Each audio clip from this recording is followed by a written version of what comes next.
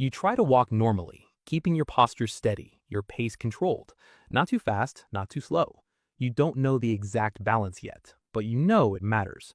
Someone brushes past your shoulder. Not hard, but intentional.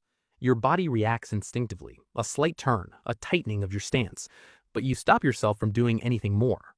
You keep walking. Behind you, there's a quiet chuckle. You don't turn around, and you don't know if that was the right decision. That's the problem. Everything here feels like a test, but no one explains the rules. At Chow, the structure becomes clear. Tables aren't assigned officially, but they might as well be. Groups sit together with precision. Certain tables belong to certain people, not by name, but by understanding. You take your tray and look for a place to sit. There are no obvious options, so you choose an empty spot, alone. And the moment you sit down, you realize something. Being alone doesn't make you invisible.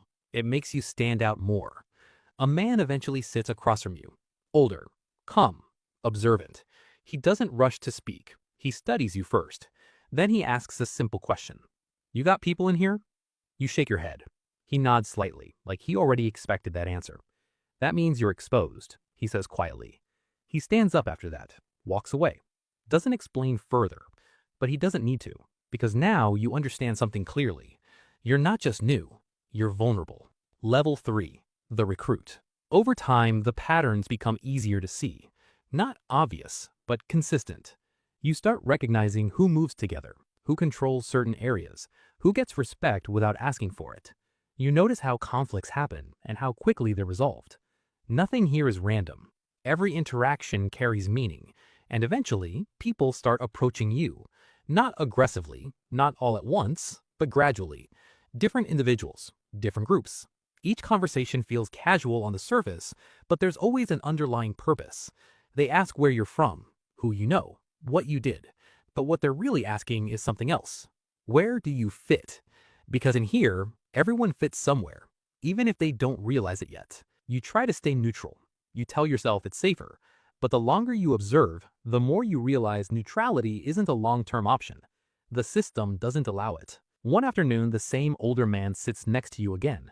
This time, the conversation lasts longer. He explains things more directly. How protection works, how alliances form, how quickly things can go wrong if you don't understand where you stand. You don't need to rush, he tells you, then pauses before adding something more important. But you do need to choose. That sentence stays with you because it changes how you see everything. Every conversation becomes a decision. Every interaction becomes a step towards something. And whether you like it or not, you're already being pulled in. Level 4, the associate. You don't officially join anything. There's no ceremony, no announcement, but your behavior starts to shift. You sit closer to certain people. You spend more time in certain areas. You begin aligning yourself without saying it out loud. And others notice. That's how this place works. Nothing needs to be spoken directly. Your actions define your position. You start learning the rules more clearly. Not written rules, practical ones. Who speaks first? Who doesn't get interrupted? Who can joke? Who can't? You watch carefully because mistakes don't get ignored here. They get corrected, sometimes immediately. One day you witness something up close. An argument breaks out. It doesn't escalate the way it would outside. There's no shouting match, no long confrontation. It's quick, controlled, decisive, and then it's over. People return to what they were doing like nothing happened. That's when it clicks.